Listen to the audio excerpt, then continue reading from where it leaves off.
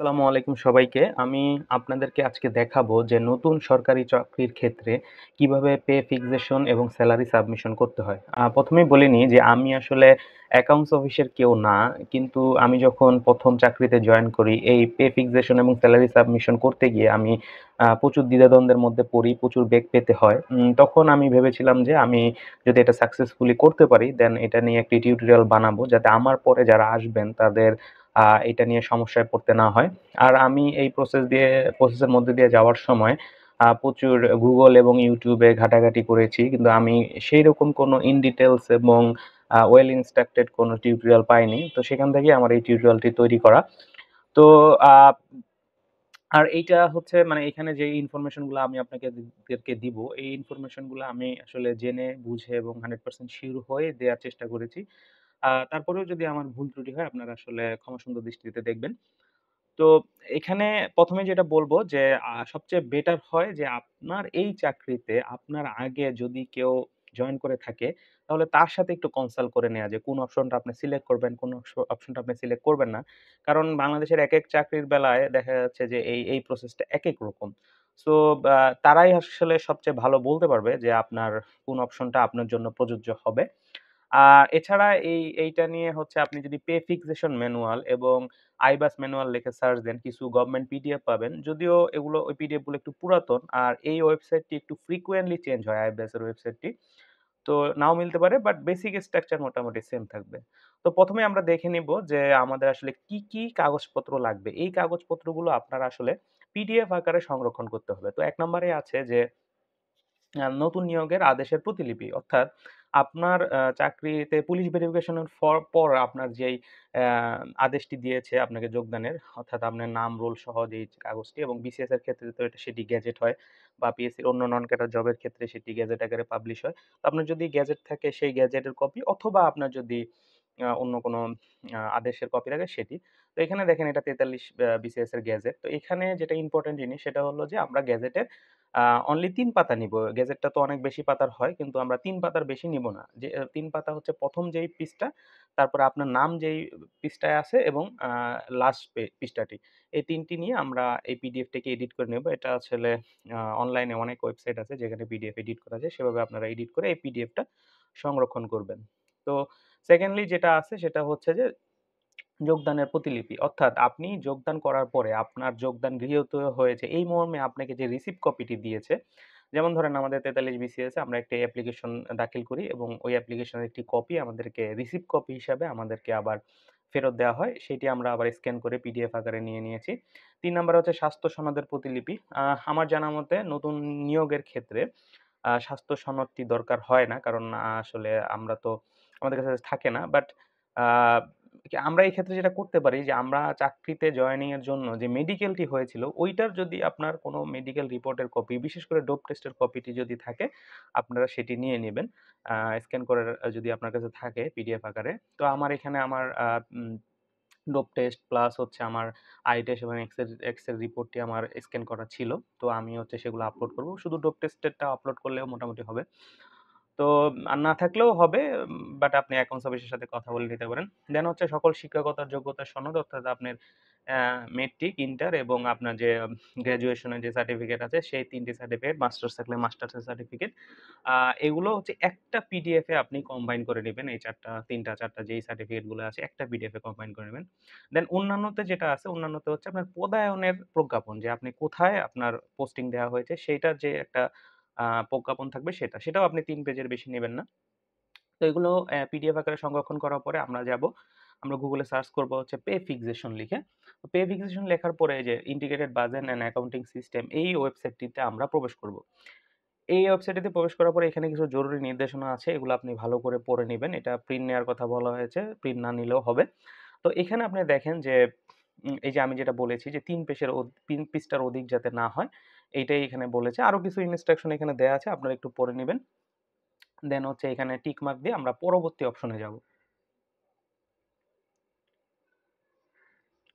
পরবর্তীতে অপশনে ক্লিক করার পরে আমরা এরকম অনেকগুলো অপশন দেখতে পাবো।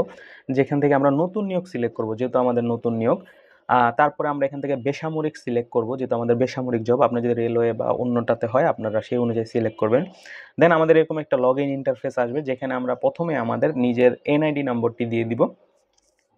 এনআইডি নাম্বার দেওয়ার পরে আমাদের এনআইডি অনুযায়ী আমাদের যে ডেট অফ বার্থ আছে, জন্ম তারিখ আছে, সেই জন্ম তারিখটা আমরা এখানে ইনপুট দিব।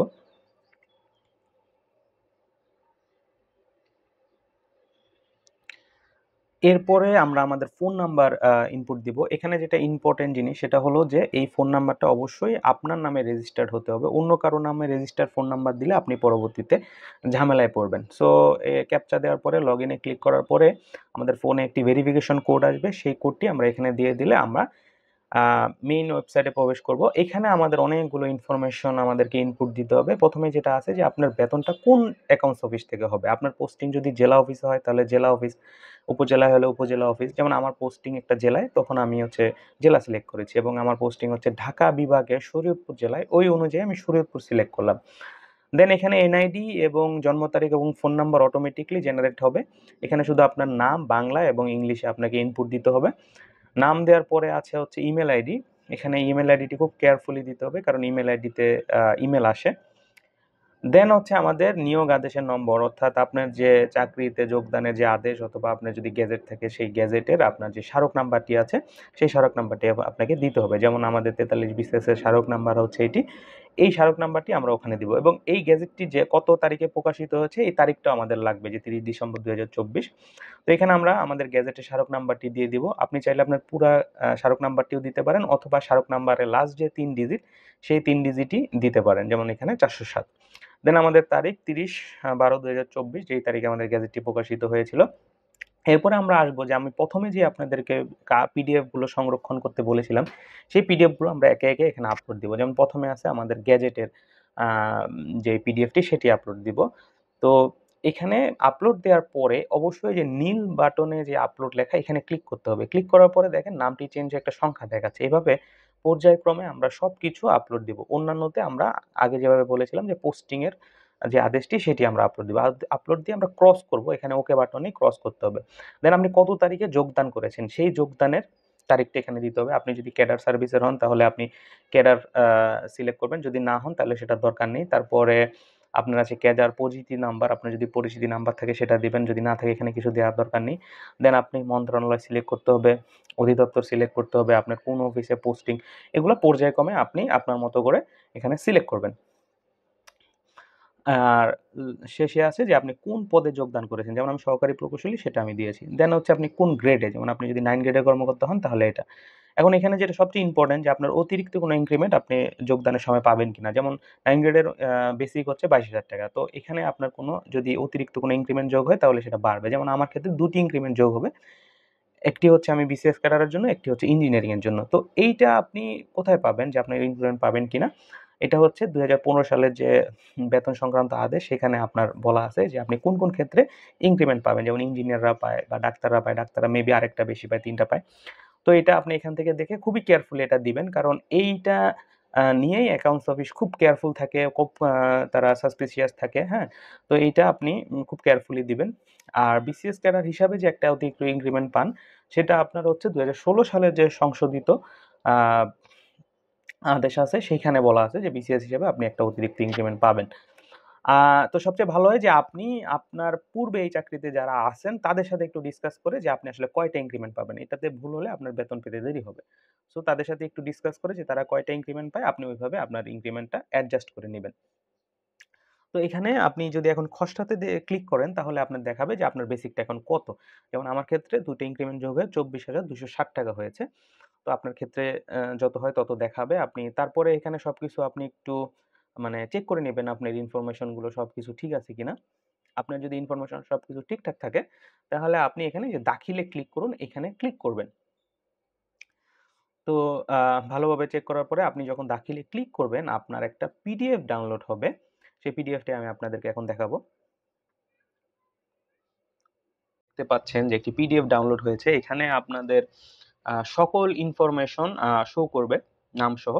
তো আপনারা প্রথমে যেটা করবেন যে এটার একটা প্রিন্ট আউট নেবেন। প্রিন্ট আউট নেওয়ার পরে এখানে দুটি স্বাক্ষরের জায়গা আছে। প্রথমটিতে আপনি নিজে স্বাক্ষর করবেন এবং পরেরটিতে আপনার যে ঊর্ধ্বতন কর্তৃপক্ষ আছে, আমার ক্ষেত্রে আমার এক্সেল স্যার, উনি স্বাক্ষর করবেন এবং তারিখ দিবেন। তো এখানে আপনারা একটা লিস্ট দেখতে পাচ্ছেন। এই কাগজগুলো আসলে আমাদের অ্যাকাউন্টস অফিসে জমা দিতে হবে। প্রথমে যেটা আছে যে আমরা একটু আগে যে পিডিএফটি দেখালাম, এই পিডিএফটির একটি প্রিন্ট আউট কপি। ২ নম্বরে আছে যে আসলে পে ফিক্সেশন এর সময় আমরা যেই পিডিএফ গুলো আপলোড দিয়েছিলাম, সেই পিডিএফ গুলোর আমাদের একটি প্রিন্ট আউট কপি নিতে হবে। ৫ টি বা ক্ষেত্রে বিশেষে ৬ টি কাগজ হবে এখানে। ৩ নাম্বারে আছে যে মানে বিসিএস এর রেজাল্ট শিট, অর্থাৎ যেখানে সুপারিশ করা হয় পুলিশ ভেরিফিকেশন আগে যে প্রাথমিক রেজাল্টটা দেওয়া হয় সেটার একটা রেজাল্ট শিটের ৩ পেজের একটা পিডিএফ নিবেন আপনারা। তারপরে আছে সবচেয়ে ইম্পোর্টেন্ট যে কোন অ্যাকাউন্টে আপনার টাকাটা যাবে সেই অ্যাকাউন্টের চেক বই অথবা জমা স্লিপের একটি ছবি। তো এটা নট নেসেসারি যে গভর্নমেন্ট ব্যাংকই হতে হবে, আপনারা প্রাইভেট ব্যাংকেও নিতে পারবেন। এমন অ্যাকাউন্টে নিবেন যেটা থেকে টাকা উত্তোলনটা সোজা হয়। আর গভর্নমেন্ট ব্যাংকের ক্ষেত্রে সোনালী ব্যাংকের সোনালী ওয়ালেট আছে যেটা ইজিলি টাকাটা ট্রান্সফার করা যায়, সেটা আপনারা চুজ করতে পারবেন বা আপনাদের ইচ্ছা। দেন হচ্ছে টিন সার্টিফিকেট, এনআইডি এগুলোর ফটোকপি। ৭ নম্বরে আরেকটি ইম্পোর্টেন্ট জিনিস যে অনেক সময় দেখা যায় আমরা মন্ত্রণালয়ে জয়েন করার পরে ট্রেনিং থাকে। তো আমরা ১ মাস পরে যেয়ে দেখা যায় যে আমরা কর্মস্থলে যোগদান করি। এই ১ মাস বা ৭ দিন আপনি কোথায় ছিলেন সেটার একটা আদেশের কপি বা সেটার একটা প্রমাণিক দলিল। দেন আছে হচ্ছে joining approval list from letter from ministry, যে আপনার আসলে এই একটা মিনিস্ট্রি থেকে অনেক সময় একটা অ্যাপ্রুভাল লিস্ট দেওয়া হয় যে এরা জয়েন করেছে। বা আপনার ক্ষেত্রে যদি রিলেভেন্ট কোনো ডকুমেন্ট থাকে সেইটা। দেন হচ্ছে আপনার অফিস থেকে একটা ফরওয়ার্ডিং যাবে, সেটা আপনার অফিস ম্যানেজ করবে। তারপরে আপনি যদি বিবাহিত হয়ে থাকেন তাহলে আপনার বিবাহিত সনদ বা রিলেভেন্ট ডকুমেন্ট লাগে। সেটা আপনার একটু অ্যাকাউন্টস অফিসের সাথে কথা বলে নেবেন। এবং আরেকটি ডকুমেন্ট লাগে যেটা আমি এখানে লিখতে ভুলে গিয়েছি, সেটা হলো যে আপনি যখন কর্মস্থলে যোগদান করবেন, আপনার যোগদানের যে একটা রিসিপ্ট কপি থাকবে, সেই রিসিপ্ট কপিটা আপনারা নিয়ে এগুলো সবকিছুর প্রিন্ট আউট নিয়ে আপনারা অ্যাকাউন্টস অফিসে জমা দিবেন। জমা দেওয়ার পরে আপনার সবকিছু যদি ঠিক থাকে এরকম একটি মেসেজ আসবে, যেখানে আপনাকে দেখাবে যে আপনার আম সেলারিটার এত টাকায় ফিক্সড হয়েছে। আমার ক্ষেত্রে ২৪,২৬০ টাকায় ফিক্সড হয়েছে।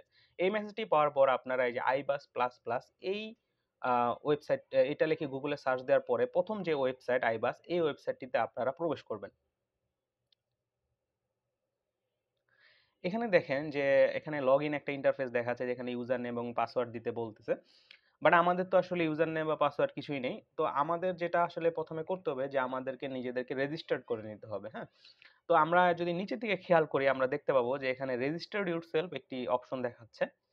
তো আমরা আ এখানে ১ম এ আমাদের ক্লিক করব যে রেজিস্টার ইউরসেলফ, এখানে আমরা ক্লিক করব। ক্লিক করার পরে আমাদেরকে নতুন একটি পেজে নিয়ে যাবে যেখানে আমাদের এনআইডি দিতে বলতেছে। এখানে যদি আমরা এনআইডিটি ট্যাপ করে গো তে ক্লিক করি, আ তো দেখেন আমাদের এখানে একটা মেসেজ পপ আপ হয়েছে যে এখানে বলতেছে যে এটা ফেইলড করেছে। কারণ আমাদের অ্যাকাউন্ট গুলো এখনো ইনফরমেশন গুলো এখনো অ্যাপ্রুভ করা হয়নি। তো এই ধরনের ক্ষেত্রে আমরা যেটা করতে পারি যে আমরা ১ দিন বা ২ দিন ওয়েট করব যে আমাদের ইনফরমেশন গুলো আপলোড করে কিনা। আমরা এর মধ্যে ট্রাই করতে থাকবো। দেন ১ দিন ২ দিন ওয়েট করার পরেও যদি না আসে তাহলে আমরা আবার অ্যাকাউন্টস অফিসে যোগাযোগ করব। এই মেসেজটির আমরা একটা স্ক্রিনশট নিয়ে রাখতে পারি। তাদেরকে দেখালে আশা করি তারা আমাদের যে মাস্টার ডাটা বলে যে সেটা আপলোড দিলে তখন এই প্রবলেমটা সলভ হবে। তো এর মধ্যে এই প্রবলেমটি সলভ হলে আমরা আবার iBus++ লিখে গুগলে সার্চ দিব। গুগলে সার্চ দেওয়ার পরে অনুরূপভাবে যে ১ম এ যে ওয়েবসাইটটি আসে সেই ওয়েবসাইটটিতে আমরা আ প্রবেশ করব। তো এখানে আবার আমরা রেজিস্টার ইউরসেলফ এই অপশনটিতে যাব। এখানে আবার আমরা আমাদের এনআইডিটি দিব। দেওয়ার পরে আমাদের ফোনে একটি ওটিপি আসবে। এই ওটিপিটি আমরা এখানে সাবমিট করব। সাবমিট অপশনে ক্লিক করার পরে আমাদেরকে নতুন একটি ইন্টারফেসে নিয়ে যাবে। যেখানে আপনারা দেখতে পাচ্ছেন যে অনেকগুলো ইনফরমেশন এখানে আমাদেরকে ইনপুট দিতে হবে। তো এখানে এনআইডি এবং ফোন নাম্বার অটোমেটিক্যালি জেনারেট হবে। আমরা ১ম এ আমাদের ইমেইল অ্যাড্রেসটি দিয়ে দিব। দেন আমরা আমাদের একটি ইউজার নেম দিব আমাদের ইচ্ছামতো। এখন ইউজার নেমটি যদি এভেইলেবল হয় সেটা দেখাবে। আর যদি এই ইউজার নেমটি আগে কেউ ইউজ করে থাকে তখন সেটা এভেইলেবল দেখাবে না। আপনার একটা নতুন ইউজার নেম আ ট্রাই করতে থাকবেন। দেন এখানে সবচেয়ে ইম্পোর্টেন্ট যে জিনিসটা আছে সেটা হচ্ছে নিউ ইউজার ট্যাব। এখানে অনেকগুলো অপশন আছে। তো ইন জেনারেল কেস আমাদের নতুন নিয়োগের ক্ষেত্রে আমরা সবাই এসডিও হব। অর্থাৎ সেলফ ড্রয়িং অফিসার। এখন আপনার পোস্টিং যদি এমন জায়গায় হয় যেখানে আপনি ওই অফিসের প্রধান হবেন, যেমন আমাদের জনস্বাস্থ্য প্রকৌশলের যদি উপজেলায় পদায়ন হয় তখন সে উপজেলার প্রধান হয়। তখন সে উপজেলার ডিডিও হন। কিন্তু আমার পোস্টিং আবার একটা জেলা অফিসে, আমার উপরে এক্সেন স্যার আছেন, তিনি আমার অফিসের DDO, drawing and disbursement officer. তো এখানে আপনারা কোন অপশনটি সিলেক্ট করবেন সেটাও আপনাদের পূর্বে যিনি এই চাকরিতে আছেন অন্য উপজেলায় বা জেলায় তার সাথে একটু ডিসকাস করে নিবেন। কারণ এটা একটি খুবই ক্রুশাল একটি ইনফরমেশন। তবে এখানে সবচেয়ে লক্ষ্য করার যে বিষয়, আমার জানা মতে আপনি এসডিও হন বা ডিডিও যাই হন না কেন, আপনাকে এসডিও দিয়েই অ্যাকাউন্টটি খুলতে হবে এখন পর্যন্ত যে নিয়ম, সেই নিয়ম অনুযায়ী। কারণ আপনি যাওয়ার আগে ওই পোস্টিং এ কেউ না কেউ একজন ডিডিও আছেন। এখন আপনি যদি ডিডিও দিয়ে অ্যাকাউন্টটি খুলতে যান, তখন ওইখানে ২ জন ডিডিও হয়ে যাবে এবং আইবাস সেটাকে নিবে না। তো আপনি ১ম এ এসডিও দিয়ে অ্যাকাউন্টটি খুলে দেন আপনি অ্যাকাউন্টস অফিসের সাথে যখন যোগাযোগ করবেন, তারা আপনার এই এসডিও অ্যাকাউন্টটাকেই ডিডিও অ্যাকাউন্টে ট্রান্সফর্ম করে দিবে। এরপর আমরা যেটা করব সেটা হচ্ছে ইমেইল আইডির পাশে আপনারা দেখতে পাচ্ছেন যে একটি ভেরিফাই সাইন আছে, সেখানে আমরা ক্লিক করব। এখানে ক্লিক করলে আমাদের ইমেইল আইডিতে একটি লিঙ্ক যাবে, ভেরিফিকেশন লিঙ্ক, যেখানে ক্লিক করার পর আমাদের ইমেইল আইডিটি ভেরিফাই হবে। তো আমরা এই লিঙ্কটাতে এখন ক্লিক করব। কিন্তু দেখেন আমার এখানে ইমেইলটি ভেরিফাই হয়নি। তো এই ধরনের কেস যদি হয় আপনাদের কোনো চিন্তা করার কিছু নেই। আপনারা যেটা করবেন যে আপনারা সবকিছু আবার একবার চেক করে নিচে যে ক্যাপচাটি আছে ওই ক্যাপচাটি দিয়ে আপনারা রেজিস্টার অপশনে ক্লিক করবেন। ইমেইল আইডিটি আমরা পরবর্তীতে ভেরিফাই করে নিব। এটা আমি আপনাদেরকে পরবর্তীতে দেখাবো। তো রেজিস্টার অপশনে ক্লিক করার পরে আমাদের একটি মেসেজ দেখাচ্ছে যে হ্যাঁ, আপনার অ্যাকাউন্টটি রেজিস্টার হয়েছে এবং সাথে, সাথে আমাদের ফোনে একটি পাসওয়ার্ড চলে যাবে। তো এবং স্বয়ংক্রিয়ভাবেই আমরা পরবর্তী পেজে চলে যাব এবং এখানে আপনারা দেখতে পাচ্ছেন রাইট টপে এখানে লগইন বা রেজিস্ট্রেশন অপশন আছে। সেখানে ক্লিক করার পরে এখানে দেখেন একটা লগইন ইন্টারফেস এসেছে। সেখানে আমরা ইউজার নেম এবং ফোনে যে পাসওয়ার্ডটি গেছে সেই পাসওয়ার্ডটি দিয়ে এই ক্যাপচাটি দিলে আমাদেরকে নতুন একটি ইন্টারফেসে নিয়ে যাবে, যেখানে আমাদের পাসওয়ার্ডটি আমরা চেঞ্জ করে নিতে পারবো আমাদের ইচ্ছা অনুযায়ী। পাসওয়ার্ডটি দিয়ে আমরা কনফার্ম করব। আহ পাসওয়ার্ড চেঞ্জ করার পরে আমাদের ফোনে আবার একটি আ আ ওটিপি যাবে। সেটা দিয়ে আমরা ভেরিফাই অপশনে ক্লিক করলে আমাদেরকে আবার সামনে ২ টি অপশন আসবে। একটি হচ্ছে বাজেট এক্সিকিউশন এবং আরেকটি হচ্ছে সিকিউরিটি। তো এখান থেকে আমরা বাজেট এক্সিকিউশন এই অপশনটিতে ক্লিক করলে আইবাসের মূল যে ওয়েবসাইট সেখানে আমরা প্রবেশ করব।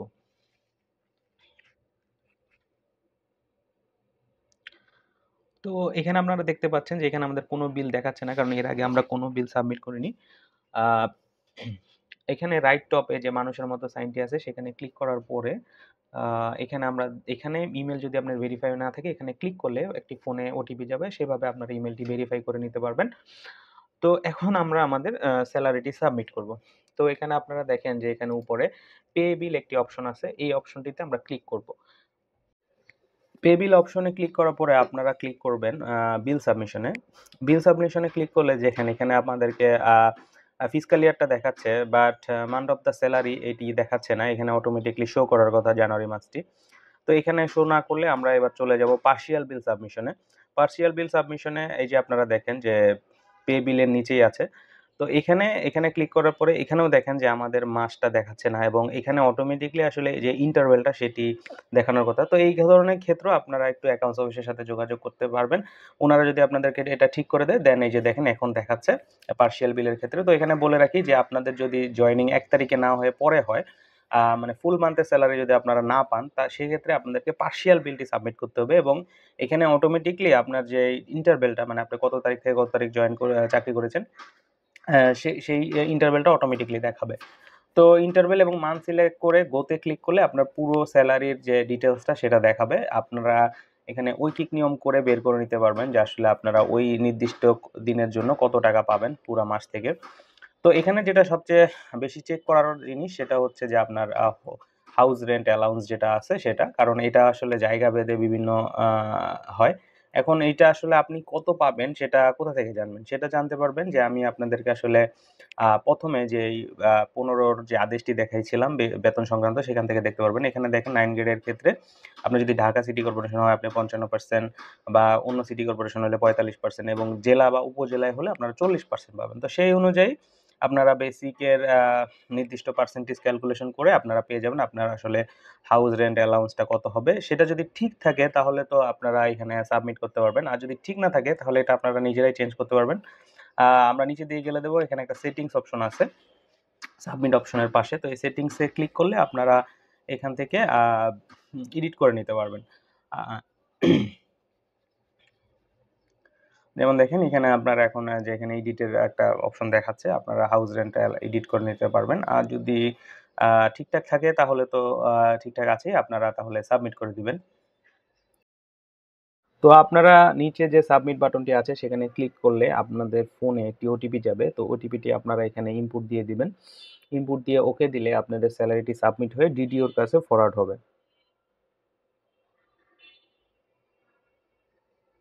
তো এখানে দেখতে পাচ্ছেন আপনাদেরকে বলছে যে সেলারিটি সাবমিট হয়েছে এবং আপনার ডিডিওর কাছে ফরওয়ার্ড করা হয়েছে। তো এখানে ওকে দেওয়ার পরে অটোমেটিক একটা পিডিএফ জেনারেট হবে। যদিও এখানে আপনার কোনো সেলারি স্টেটমেন্ট দেখাচ্ছে না, ব্ল্যাংক দেখাচ্ছে। সো এটা নিয়ে ওয়ারিড হওয়ার কিছু নেই। আপনাদেরকে পরবর্তীতে দেখাবো কিভাবে সেলারি স্টেটমেন্ট ডাউনলোড করতে হয়। তো এখানে চেঞ্জ এই অপশনটিতে গেলে আপনারা আপনাদের সকল ইনফরমেশন দেখতে পারবেন। আপনাদের ব্যাংক অ্যাকাউন্ট সহ আদার্স ইনফরমেশন ঠিক আছে কিনা এটা আপনারা দেখে নিতে পারবেন। তো আপনাদের ডিডিও যখন এটা অ্যাকাউন্টস অফিসে ফরওয়ার্ড করবে তো এখানে এই জিনিসটা লেখা আসবে ফরওয়ার্ড বাই দ্য ডিডিও এবং হচ্ছে অ্যাকাউন্টস অফিস থেকে যদি এটা অ্যাকসেপ্ট করা হয় তখন এই লেখাটি আসবে যে ইএফটি ফাইল ট্রান্সমিটেড অর্থাৎ আপনি ২-১ দিনের মধ্যে আপনার অ্যাকাউন্টে আপনার সেলারিটি পেয়ে যাবেন। তো এখন আপনারা যদি সেলারি স্টেটমেন্ট ডাউনলোড করতে চান এই যে রিপোর্ট অপশনটিতে ক্লিক করবেন। রিপোর্ট অপশন ক্লিক করার পরে এখানে আপনাদেরকে কিছু ফিল্ড সিলেক্ট করতে হবে। আশা করি এখানে বলার কিছু নেই। আপনারা আপনাদের প্রয়োজন মতো ফিল্ডগুলোকে সিলেক্ট করে ইন্টারভ্যাল গুলোকে সিলেক্ট করে এখানে ইংলিশ এবং পিডিএফ এই অপশনগুলোতে টিক মার্ক দেওয়া থাকবে। দিয়ে আপনারা যদি রান রিপোর্টে ক্লিক করেন তখন একটি পিডিএফ জেনারেট হবে। তো আপনারা এখানে দেখতে পাচ্ছেন যে একটি পিডিএফ জেনারেট হয়েছে। এটা আপনারা অবশ্যই ডাউনলোড করে রাখবেন। এটা আপনাদের পরবর্তীতে প্রয়োজন হতে পারে। তো এখানে আপনাদের সকল সেলারি রিলেটেড ইনফরমেশন গুলো দেখাবে। সো এখন আমরা যদি আবার বিল সাবমিশনে যাই দেখব যে আমাদের কোনো মান্থ আর শো করছে না। তার মানে হচ্ছে আমাদের মানে আমাদের সেলারিটি সাবমিট হয়ে গিয়েছে। তো এখন আমি আপনাদেরকে দেখাবো যে কিভাবে ফুল মান্থের সেলারি আপনারা সাবমিট করবেন। তো আমরা সেক্ষেত্রে হচ্ছে ১ম এ আমরা হচ্ছে পার্শিয়াল বিল সাবমিশন এই অপশনটিতে একটু ঘুরে আসি। যে এখন দেখেন এখানে ফেব্রুয়ারি মাসটি দেখালেও কোনো ইন্টারভ্যাল শো করছে না। দ্যাট মিনস আমাদের ফুল মান্থের সেলারি সাবমিট করতে হলে আমাদের বিল সাবমিশন এই অপশনটিতে আসতে হবে। তো এখানে আসার পরে আমরা দেখব যে আমাদের ফেব্রুয়ারি মাসটি শো করছে। তো এটা যদি ঠিকঠাক থাকে আমরা গো অপশনে ক্লিক করব। গো অপশনে ক্লিক করার পরে এই যে দেখবো আমাদের সকল সেলারি রিলেটেড ইনফরমেশন গুলো দেখাচ্ছে। কোথায় আমরা কত টাকা পাবো, কোথায় আমাদের থেকে কত টাকা কাটা হয়েছে। তো এখানে যদি আগের মতো সবকিছু আমরা ঠিকঠাক থাকে তখন আমরা সাবমিট অপশনে ক্লিক করব। সাবমিট অপশনে ক্লিক করার পর আমাদের ফোনে যে ওটিপিটি যাবে সেটা আমরা এখানে দিয়ে ওকে দিয়ে দিব। ওকে দিয়ে দিলে আমাদের বিলটি আগের মতো সাবমিট হয়ে যাবে এবং অটোমেটিক্যালি একটি পিডিএফ জেনারেট হবে। এখানে আবার দেখেন আমাদের সকল ইনফরমেশন এখানে আবার শো করছে। সো পিডিএফটি আপনারা সেভ করে রাখতে পারেন। তো দেখেন এখানে এবার দেখাচ্ছে যে সাবমিটেড বাই দ্য অফিসার। আহ তো এর মাধ্যমে আমাদের স্যালারিটি সাবমিট হয়ে গেল। তো এখানে একটা কথা বলে রাখি যে আসলে এই ওয়েবসাইটটি ফ্রিকোয়েন্টলি চেঞ্জ হয়। দেখবেন আপনি যদি ৫ মাস বা ১ বছর পরে এই ভিডিও দেখে করতে যান অনেক অপশন মিল পাবেন না।